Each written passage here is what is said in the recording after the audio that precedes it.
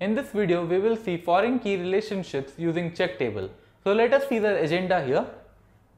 So first we will explain what exactly foreign keys are, and then we will also explain the table validations, that is, if a user is entering a wrong value, so he can validate it. So first way would be the check table way, and then we will also use the steps for creating foreign key relationship. So let us see what exactly foreign keys are. Foreign keys are nothing but they are used to establish relationship between the different tables of a ABAP dictionary, and value checks can be created for input fields with the help of foreign keys. Moreover, a foreign key links two tables by assigning the key field, that is the foreign key field of one table, to the primary key field of another table. So there is a concept of table validation which we use to restrict the invalid entries in a table. So there are two ways we can restrict the values that has been entered into a table. That is, one is the field level validation, which means the check table concept, and then we have the domain level validation, which means value table concept. So let us see the check table concept here. So suppose there is two tables, one is the check table and there is a foreign table. So check table is the one where the master data is stored, and then we have the table that is foreign key table. So here the table which is linked with the check table for validating its own data. So it is called as foreign key. So suppose this is a check table, we have field 5 and field 6 which are the primary key fields of this particular table. Then we have a foreign key table, here field 1 is the primary key field.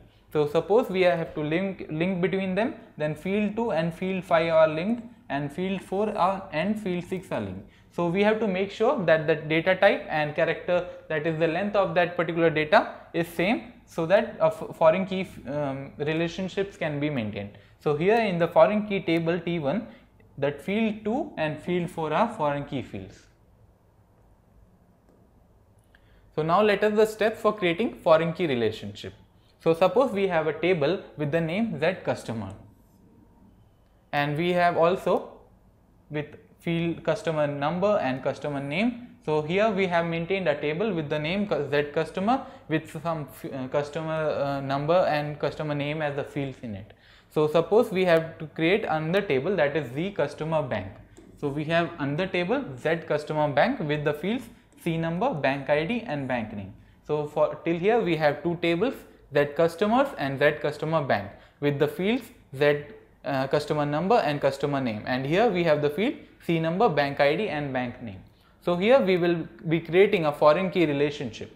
So first we have to open the Z customer bank, so which would be our in the previous step we saw here the foreign key field table, and the second table, that is this one, that is Z customer, would be our check table which holds the master data.